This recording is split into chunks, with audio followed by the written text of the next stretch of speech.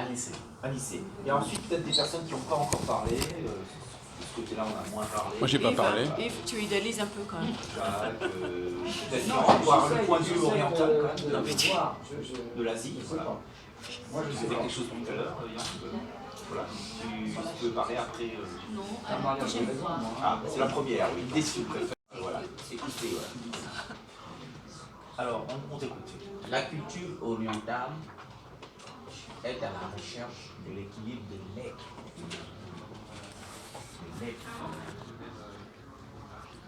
La culture orientale ne définit pas l'amour dans le sens, dans le seul plaisir du sexe.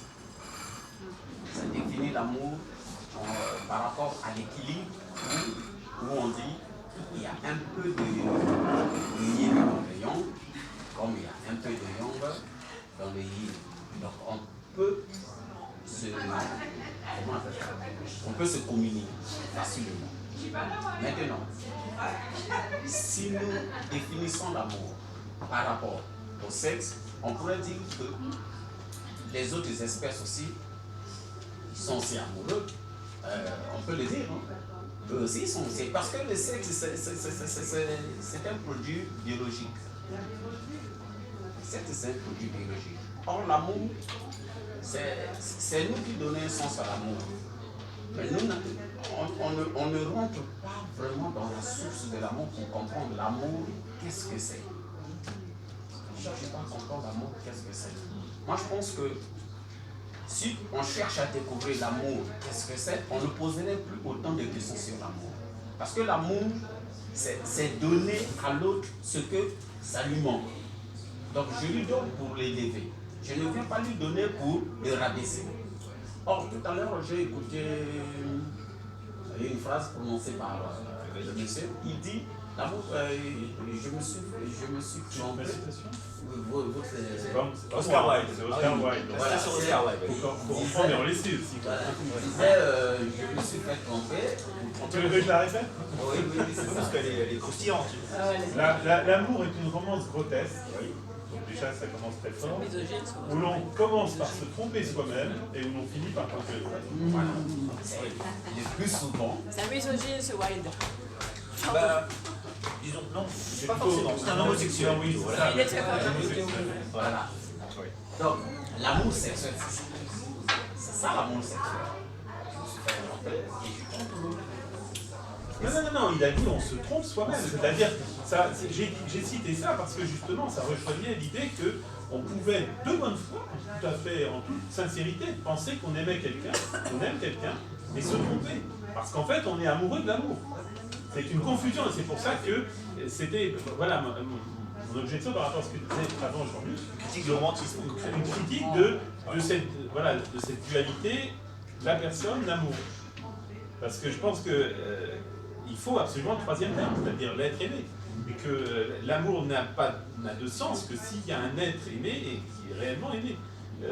Si c'est moi et l'amour, et donc un jour, j'ai cette potentialité, donc un jour je vais aimer quelqu'un, mais oui, parce que j'en ai envie, parce que je le veux, mais je peux très bien me tromper moi-même. Et c'est pour ça que j'ai cité ça, c'est l'idée de se tromper soi-même. Donc il y a quelque part une bonne intention au départ, hein. On s'est trompé, quoi, on s'est trompé. On a cru aimer quelqu'un, mais en fait c'était pas d'amour, c'était autre chose, ça venait d'un désir d'amour. Le plus souvent, l'amour, c'est comme ça. On se trompe toujours de virgule ou bien de 3 points de suspension, on se trompe toujours. Et on voit l'autre d'une certaine façon, on n'a qu'un point de vue sur l'autre, on n'a pas la connaissance de l'être de l'autre. Donc c'est forcément quelque part une... Or, en Orient, Oui. on dit, ils disent, se connaître d'abord soi-même, et connaître l'autre. Si tu découvres qui tu es, tu peux découvrir l'autre.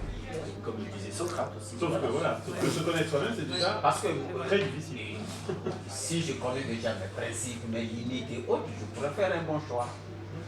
Mais si je ne connais pas mes limites, comment je ferai mon choix? Je vais chercher un tâtonnement comme ça. C'est sage. Alors, Jacques, je crois que tu as donné la parole. Oui, je crois que j'ai... Alors, je réagis tout de suite sur le mot « on se trompe ». Je trouve ça assez incroyable de dire une chose pareille. On se trompe, ça veut dire quoi, on se trompe?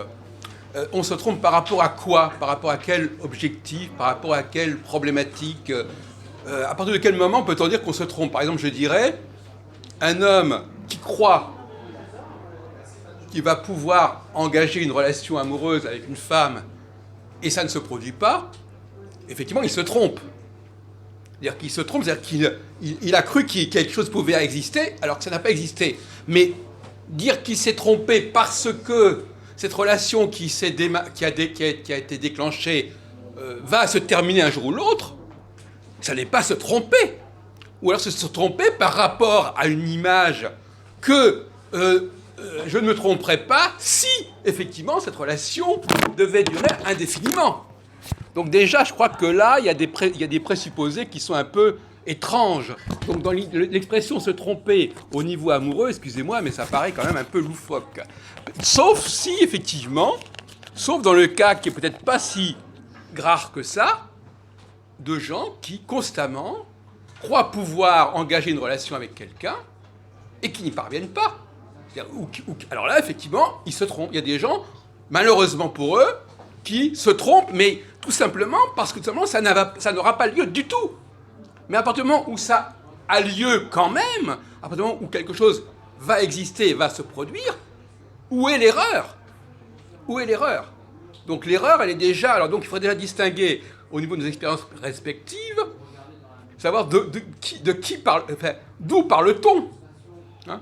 Si on a affaire à des gens qui, effectivement, ont constamment constaté qu'ils n'arrivaient jamais à réaliser une relation de couple aussi limitée dans le temps que possible, il y a des gens qui sont comme ça. Il y a des hommes qui, effectivement, ou des femmes, qui n'arrivent tout simplement pas à choisir le bon partenaire. Mais choisir le bon partenaire, ça veut dire tout simplement choisir un partenaire qui est consentant. Non mais déjà. Pas seulement. Comment? Pas seulement. Non, mais excusez-moi, je peux continuer s'il vous plaît? Parce que, des banalités comme ça, vous me dispenserez. Donc effectivement, bon, je précise bien les choses, que le premier critère, c'est est-ce que ça va avoir lieu ou pas? Est-ce que la relation sera vécue réciproquement ou pas? Non, parce que pour l'instant, on navigue, on dit n'importe quoi, etc. Bon, donc essayons d'être un peu plus concrets et précis. Donc effectivement, essayons d'élever un peu le débat. Effectivement, non, mais je suis désolé, j'ai mes exigences intellectuelles, jusqu'à présent, ça n'a pas été très loin. Bon, donc, donc effectivement, on se trompe, on a entendu au bout d'une heure, on entend... On se trompe. Si au bout d'une heure, on entend l'expression « on se trompe », ça veut dire qu'on n'est pas allé très très loin dans la réflexion sur le sujet. Bon, donc déjà, constat. Hein. Bon, donc c'est déjà, on en arrive là, c'est que ça ne va pas très loin. Bon. Donc effectivement, revenons sur cette expression « on se trompe », qui n'a choqué personne d'ailleurs quand elle a été employée. Non, parce que c'est une citation, un bon mot de Scala. Non, mais justement, mais elle a été reprise par notre ami tout à l'heure, Anicet. Bon. Donc effectivement... La question est de savoir qui parle quand il dit ça. Il y a des gens qui, effectivement, se trompent tout le temps dans le choix de leur partenaire. Ou dans le choix de leur partenaire possible. C'est-à-dire qu'ils n'arrivent jamais, tout simplement, à avoir quelqu'un qui est disposé à vivre avec eux quelque chose qui aura une certaine durée. Ça, c'est un autre problème. Bon. Alors ça, c'est un premier point. Deuxième point, donc, on se trompe... ça voudrait dire qu'on s'est trompé à partir du moment où, au bout d'un an, au bout de 3 ans, ça ne fonctionne plus, on se serait trompé. Non, on ne s'est pas trompé. La chose a existé, la relation a existé, donc on ne s'est pas trompé. Il ne faudrait pas mettre non plus des critères complètement ahurissants sur le type de relation. Bon. Alors, ce préliminaire étant fait, réagissant sur le bilan actuel du débat, effectivement... je proposerai la formule suivante en ce qui me concerne. C'est-à-dire,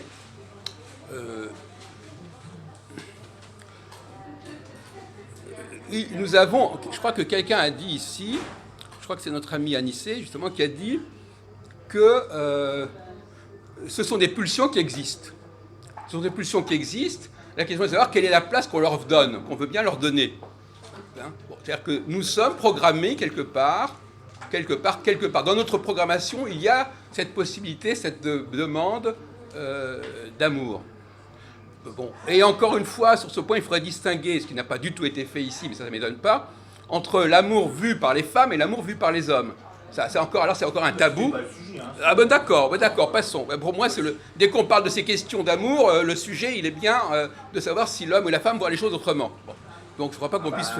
On aurait mis les hommes et les femmes un petit peu. D'accord.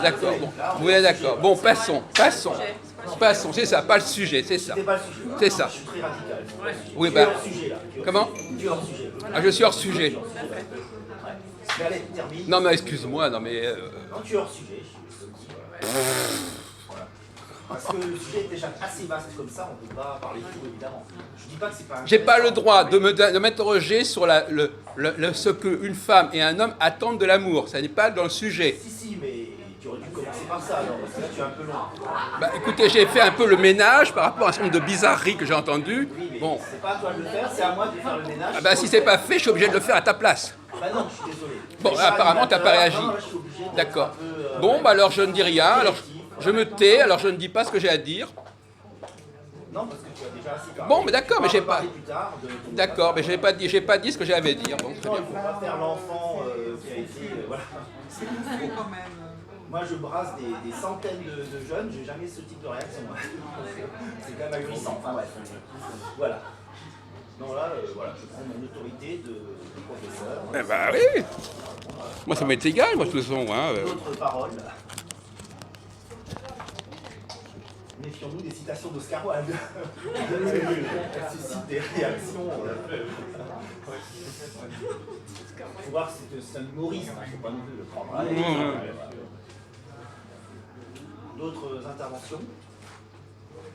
Des personnes qui n'ont rien dit, du coup, c'est pas évident, mais... Vous n'osez pas, si, osez. Oui, il y a une question que je me suis souvent posée, c'est que, bon, je ne parle pas de l'amour du désir, hein, mais est-ce que l'amour romantique existerait s'il n'y avait pas justement les mythes, etc., si on n'avait pas entendu parler de l'amour romantique?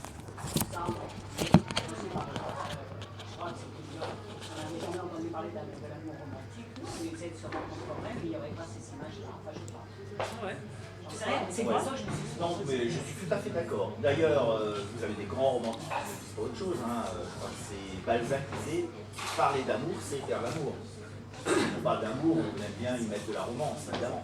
La littérature française, celle que je connais le mieux, je pense que c'est la littérature en général, mais française en particulier, va exalter ce romantisme. Et à tel point d'ailleurs que, même encore aujourd'hui, d'une certaine manière, les mots pour le dire, c'est très important. De très belles chansons, il avait les mots ou elle avait les mots, et ça fait tout, quoi. Parce que c'est vrai que c'est un mythe. On est dans une mythologie de l'amour. Il y a une mythologie de l'amour qui fait qu'on a envie d'aimer, on a envie d'être aimé, donc l'illusion devient réalité en matière d'amour. Et c'est vrai, là où je rejoins effectivement quand même ce qu'a dit Jacques, c'est vrai que par rapport à se tromper en amour, d'une certaine manière, je rejoins, on ne peut jamais vraiment se tromper en amour. La vraie erreur, c'est de croire qu'on peut avoir une relation d'amour et ça ne l'aura pas. Après, Exactement. on peut être déçu par rapport à une attente temporelle, celui qui espérait que ce soit pour la vie, et c'est pas pour la vie, c'est autre chose. Mais là je te On est parfaitement d'accord. Là-dessus, oui. Début de ton intervention, oui. Bon,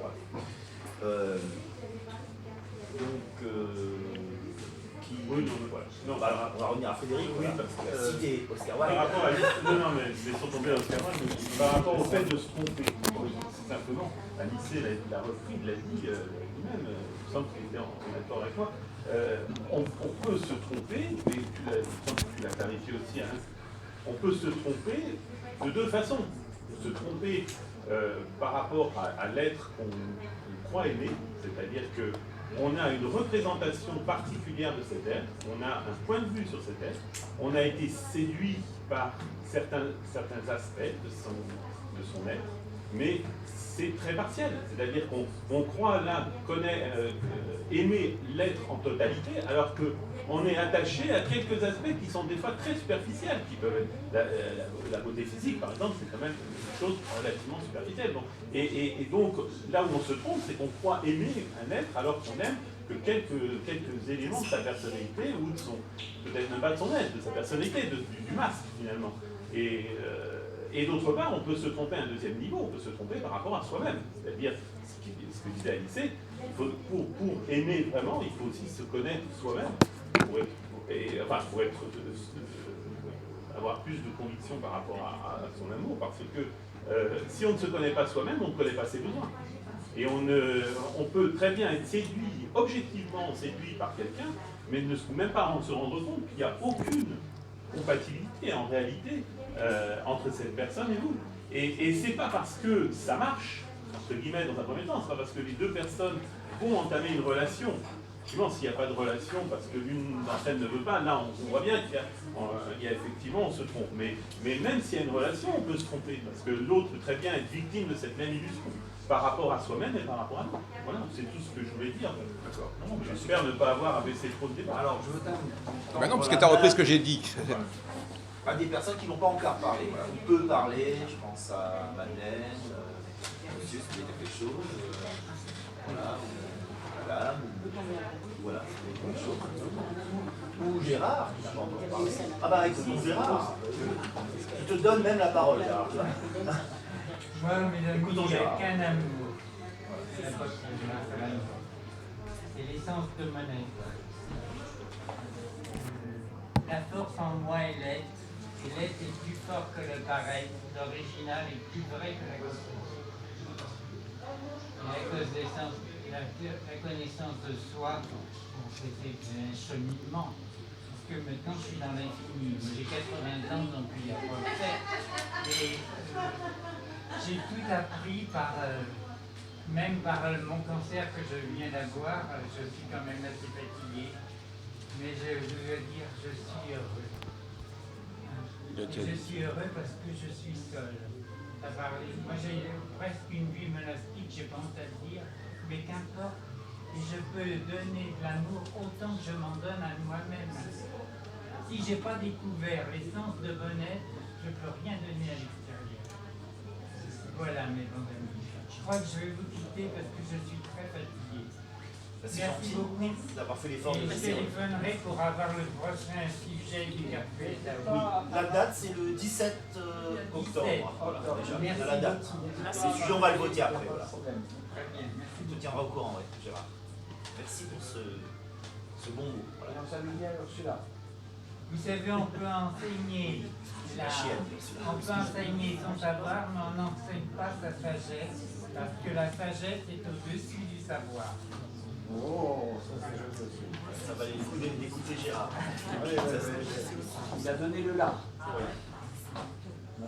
Il reste quelques minutes avant les mots de la fin, pour d'autres rebondissements de personnes, si possible, qui n'ont pas encore parlé, mais évidemment, des reprises de parole, des gens qui ont voulu parler, des silences, Madeleine, tu peux nous dire, Marie-Laure, si tu veux rajouter quelque chose, ou d'autres pistes. Voilà. Alors c'est vrai que le sujet de l'amour est très vaste. Donc, on n'a pas.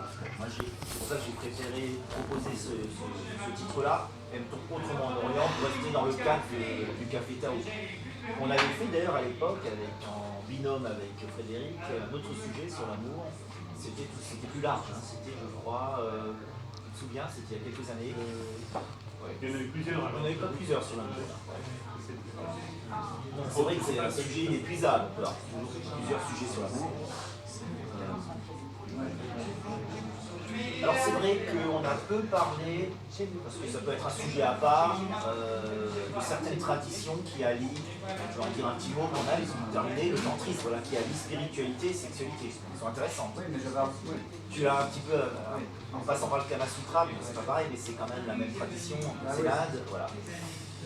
Et c'est vrai que c'est dommage d'ailleurs qu'on n'a pas une amie qui est un peu spécialiste dans ce domaine, Sylvie, qui a pas gagné. Elle aurait pu nous éclairer un peu plus là-dessus. Moi j'ai lu quelques bouquins évidemment. Et c'est vrai que c'est intéressant cette démarche quand même dans l'Inde, dans le tantrisme, où on part du principe que l'adoration pour l'être aimé passe par des préliminaires, on n'est pas que dans le désir physique, après la relation amoureuse est beaucoup plus nourrissante, beaucoup plus riche et c'est aussi l'extase. Voilà. C'est le principe un peu du bien connaître l'autre, se connaître soi-même, ça rejoint tout à fait ce que tu disais tout à l'heure. Ça part d'une bonne connaissance de soi. Alors il y a un très beau livre que je vous conseille sur le tantrisme, c'est Tantra tout simplement de Daniel Audier, que Yves et moi on a rencontré un jour dans son dojo, enfin dans son club de yoga, comme on dit yoga, le yoga Kama Yoga, yoga du désir, hein, Kama Yoga. Non, c'est karma, c'est le karma. Lui, c'était plutôt kama. Lui, c'était le yoga tantrique, je crois qu'ils appellent ça le kama yoga. Karma yoga, c'est avec la réincarnation. Tantra, tout simplement. C'est dans l'édition de Daniel Audier. O-D-I-E-R, comme ça se prononce. Audier. Voilà, Daniel Audier, qui est le représentant du tantrisme en France. Voilà, le premier. Un des premiers, je crois. Oui, plusieurs camps. Mais quand même un des plus anciens, hein, parce que ça fait quand même un bail qu'il a écrit ce bouquin. Et qui a été initié par une Swamini en Inde. Le livre est très beau, alors ça vaut le coup, et puis en plus c'est bien écrit. Là aussi, bon, ça pourrait être un sujet à part entière. D'ailleurs, on avait fait le jeu de mots avec notre poète, on écoutera tout à l'heure, qui avait tenté un très beau jeu de mots sur le tantra, tantra pas. On avait fait ça il y a 2 ans, je crois. Et là, effectivement, dans le sujet du tantrisme, par contre, on aurait pris ce sujet-là. Là, effectivement, la manière de voir des hommes et des femmes, ça rentrait beaucoup plus dans le cadre. Après, on peut toujours élargir, hein, évidemment. Voilà. Ne pas rester uniquement dans une vision trop sociologique sur le mariage, justement, parler vraiment de l'amour et de la sexualité. C'est tout à fait intéressant. Alors, peut-être bientôt passer au mot de la fin, s'il n'y a plus d'interventions nouvelles ou des choses, des personnes qui n'ont pas encore pris la parole, qui veulent redire quelque chose. Parmi ceux, alors ça pourra être, ou pas d'ailleurs, hein, je précise que le mot de la fin, après tout on peut le faire bientôt, le mot de la fin c'est vrai, c'est aussi une manière de donner la parole à ceux qui n'ont pas pris, s'ils ont envie de l'apprendre, hein, c'est pas, évidemment pas obligatoire. Après tout là on est dans une relance, une rentrée, on n'est pas forcément très nombreux ce soir, donc ça permettait à des personnes de parler un peu plus que d'habitude, voilà, c'est bien aussi parfois, préciser sa pensée. Donc s'il n'y a pas de dernière prise de parole, alors oui, parce qu'on a un peu de temps, donc je te le laisse, un petit temps pour alors, quelque chose. Oui, donc je crois qu'effectivement, nous avons dans notre nature cette capacité à ce déterminisme qui nous amène à aimer l'autre ou à être aimé par l'autre. Bon, on ne va pas rentrer dans le détail. Bon. Et ça fait partie de le rapport que nous avons avec ce que nous avons en nous-mêmes. Nous avons ça en nous-mêmes. Est-ce que c'est important d'y accorder l'importance? Il n'y a pas que ça en nous. Hein. Il faudrait se resituer cette question de l'amour par rapport à l'ensemble de ce que nous avons en nous. Ce qui n'a pas été fait, effectivement. Il faudrait le resituer. Il n'y a pas que ça. Hein. Bon. Donc, il n'y a pas que ça. Donc, ça veut dire que ça doit exister. Quelle importance lui accorder? C'est ça qui me paraît important. Alors, ce qui est important, c'est de le vivre, son expérience qu'il faut vivre et qu'il faut faire vivre. Puisque vivre quelque chose, c'est aussi faire vivre à l'autre aussi. Donc, on fait vivre quelque chose à l'autre. Est-ce que c'est important, comme disait notre ami, que ce soit toujours le même partenaire? Ça ne paraît pas indispensable. Effectivement, je ne suis pas sûr que ce critère du même partenaire soit déterminant.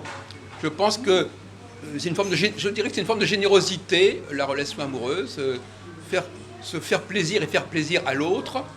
Bon, si on peut faire plaisir au cours de sa vie à plusieurs personnes, pourquoi pas? C'est pas un problème essentiel. Donc ça aussi, je voulais le situer, c'est-à-dire qu'effectivement, un plaisir partagé, un plaisir qu'on accorde à l'autre ou qu'on s'accorde, ça n'est pas du tout nécessairement lié à une relation qui resterait permanente avec un partenaire donné. Ça ne me paraît pas une obligation du tout. Et donc on peut très bien imaginer que sur une période de 30-40 ans, on ait pu avoir des expériences, une dizaine, une vingtaine d'expériences amoureuses fortes. Ça me paraît qui sont... je vois pas où il y aurait un problème à ce niveau-là, effectivement. Donc la notion, encore une fois, de se tromper là-dessus, du moment que l'expérience a été forte, du moment qu'elle a été réalisée, qu'elle a pris une certaine dimension, Bon, maintenant, la question est de savoir qui prend l'initiative de la rupture, ce qui est un autre sujet, c'est-à-dire qui a du mal à supporter cette situation, parce qu'effectivement, apparemment, il y a quelque chose de cet ordre-là. Et bon, je laisse ouvert ce débat, mais d'une certaine manière, il est possible que certaines personnes vivent mal le fait d'être sous le coup de l'amour de l'autre, par exemple, parce que je crois qu'une certaine manière, sans rentrer dans la précision, il n'est pas toujours facile d'être aimé. Il y a peut-être des êtres qui sont voués à être aimés, mais qui ne sont pas forcément contents d'être aimés. Ça leur arrive, ça leur tombe dessus, mais ce n'est pas forcément facile pour eux de le vivre. De même que, par exemple, il y a des femmes qui sont faites pour avoir des enfants, mais elles ne sont peut-être pas contentes d'en avoir. Il y a aussi ce rapport complexe entre ce qui nous arrive et ce pourquoi nous sommes faits, et le fait de l'accepter ou de l'assumer ou pas. Non, mais belle ouverture, je trouve. Alors, livre encore. Oui. C'est encore un accent à l'existentialisme, ce que vous dites. Alors, rien contre l'existentialisme, mais bon. Qui regarde, on est le père. Non, mais voilà, moi, j'ai bien. Tout à fait. Mais ce que je voudrais dire quand même, l'avantage de l'Orient, je pense que c'est un des points forts de l'Orient, parce qu'en fait, si on veut asseoir les valeurs absolues, et c'est le cas aujourd'hui dans notre société, avec culturel, où on est vraiment en quête d'asseoir un peu le futur de ce monde, c'est chercher des valeurs universelles. Et l'amour fait partie aussi de ces choses-là. Et l'Orient, depuis ses origines, a quand même ce point fort, c'est de se baser sur l'univers, sur l'universel, de remplacer l'homme dans les processus universels. Et Kierkegaard, justement, a eu ce trait de génie de bien montrer ces différents stades, que tout passe par des périodes de développement, de croissance, que rien n'est comme ça, arrive à... Il y a un processus de développement pour toutes les choses. Et il a magnifiquement exprimé les trois stades esthétique, moral et religieux. Et en effet, si l'Orient, je pense, à cette maturité de bien se rendre compte que, et ça c'est purement occidental, c'est de se dire je fais ce que je veux. Moi je ne me reproduis pas finalement, voilà, je fais ce que je veux. Ce genre d'attitude est une révolte un peu prométhéenne, alors qui respectable, je veux dire, à la limite, on ne va pas juger les gens pour ça, hein. C'est pas mon but ici, le propos, c'est simplement de dire ce genre d'attitude est autodestructrice finalement, alors que l'attitude qui consiste quand même à s'aligner sur l'univers et quelque part justement à fonder la famille, etc., et à perpétuer la race et essayer de créer quand même une stabilité, est plus honorable, plus durable, ce qui n'empêche pas que ces civilisations-là ont quand même du plaisir à côté, justement, etc., n'ont quand même pas oublié, c'est pas simplement de la morale restrictive, comme on a eu un petit peu en Occident, justement, tu te maries, tu vas en baver, enfin, il y avait un petit côté un peu double tranchant quand même, hein, dans une morale judéo-chrétienne qui pouvait être un peu oppressante, hein, où le plaisir n'avait pas toujours sa place.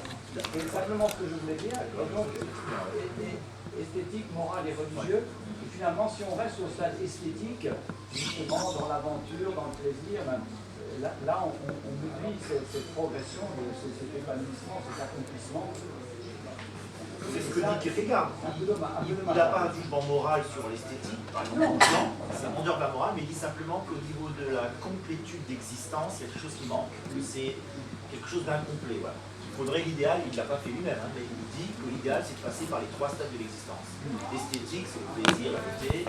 Moral, c'est la famille, les enfants. Et religieux, c'est pas forcément religieux au sens d'aller à l'église. C'est la métaphysique, c'est un peu comme la pyramide de Maslow. Hein, c'est le 5e niveau, épanouissement personnel, etc. Quête spirituelle. Bon.